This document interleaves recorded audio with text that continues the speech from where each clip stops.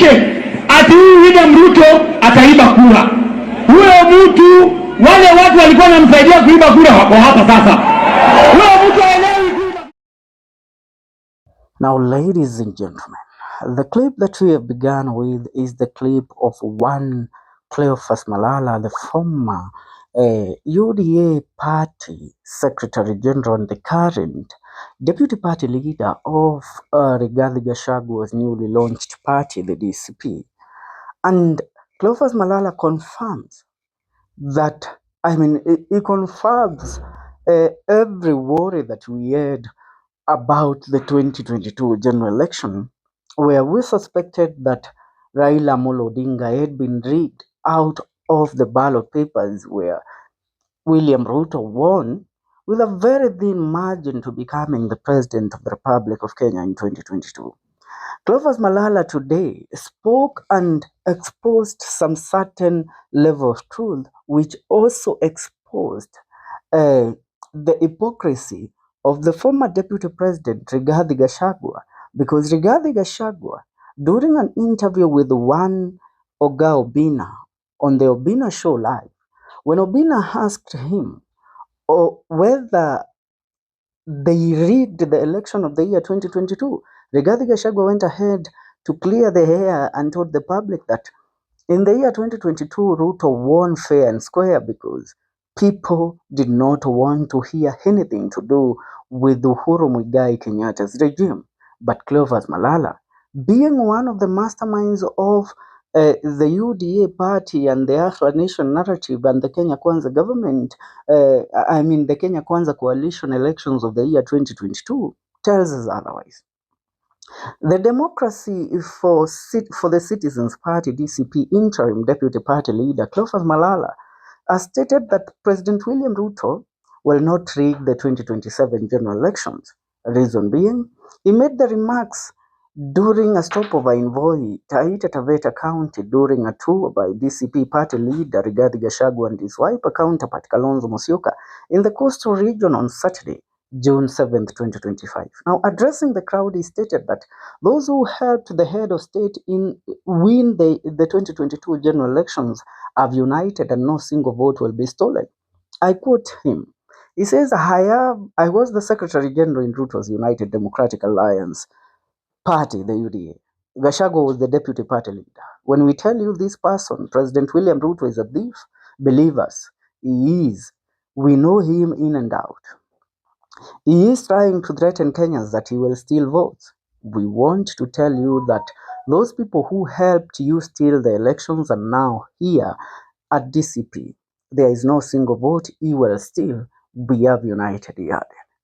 Now, Gachagua launched the DCP party on May 15, 2025 in Nairobi. However, he has not been able to officially launch his political outfit due to venue cancellations. However, the party vowed to proceed with its much-anticipated official launch later this month despite the unexpected cancellation of its booking at the Kasarani Indoor Arena.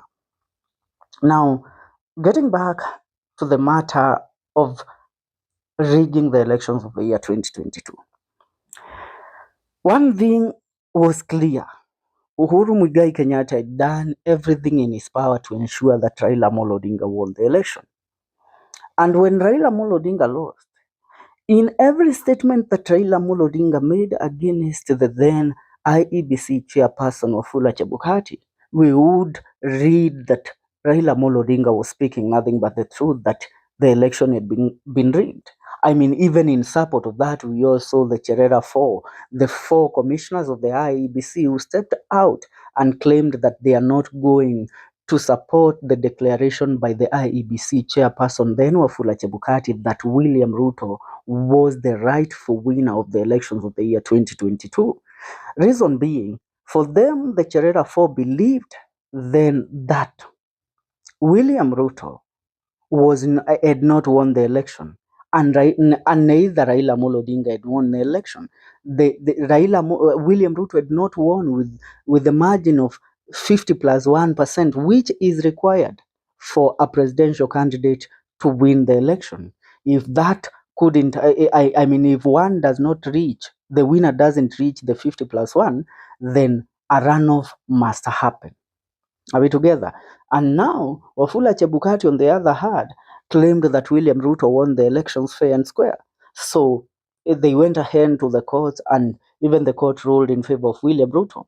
But Raila Amolo Odinga still believed that he was the winner of the elections of the year 2022. And that is why in 2023, Raila Amolo Odinga in March launched the Sufuria movement demonstrations, the demonstrations that wreaked havoc in this country, where over 73 comrades who were followers of Raila Amolo Odinga were killed in those demonstrations, where Raila Amolo Odinga, the only thing that he sought was William Ruto then to open the IEBC servers and reveal the real details on who really won the elections of the year 2027.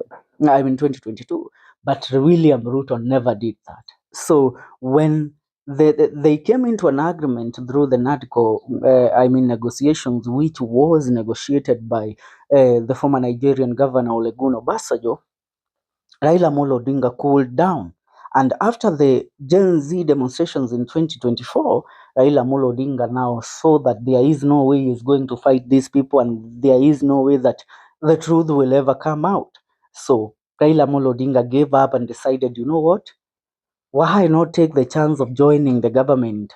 And though my win was stolen from me, though I did not get the ultimatum goal that I wanted, the state house, I can still have, I mean, a share of the power. And that is what happened through the broad-based government agreement. Now, the exposure done by Cleophas Malala tells us that a lot happened behind the scenes in the year 2022 general election.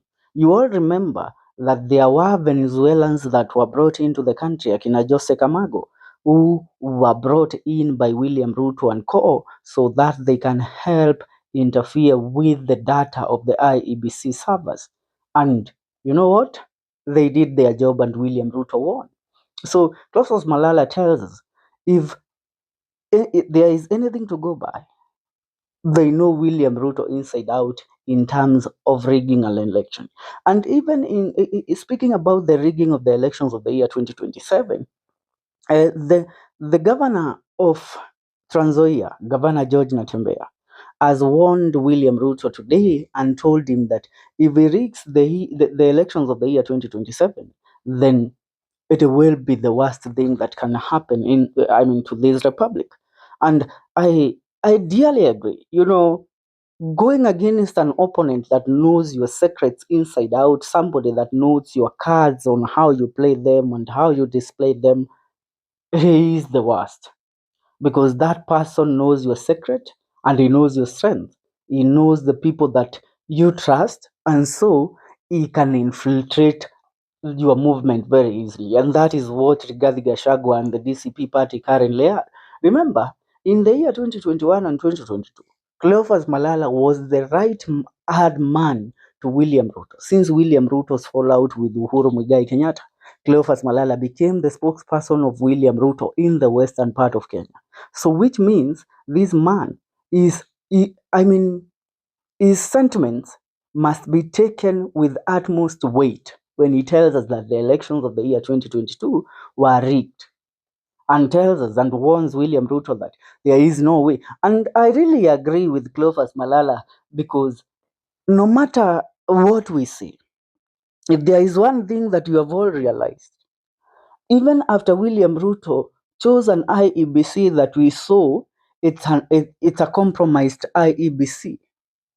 Rigathi Gachagua and co. seems not to be worried, and they haven't even pushed the matters of IEBC commissioners so much.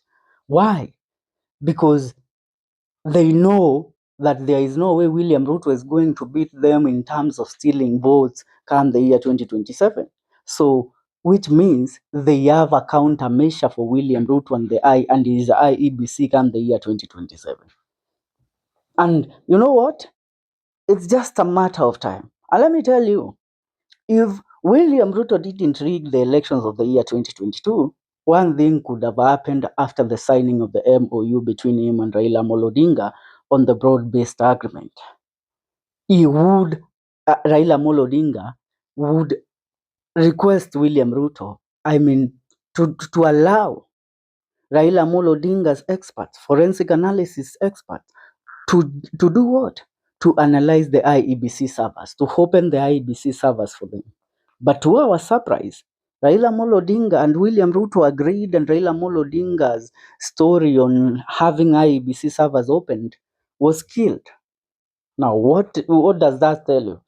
For the first time, when we saw Raila Amolo Odinga possibility of becoming the president of the Republic of Kenya is in the year 2022. Raila Amolo Odinga was able to garner votes, about 1 million votes from the Mount Kenya region, which in history he has never gotten even a quarter of those votes. But in 2022, through Uhuru Muigai Kenyatta, he got that. And we wondered, how did Raila Amolo Odinga lose even with that large amount of votes from the Mount Kenya region? Kumbe ni karata ilichezwa. That's what's up. Subscribe.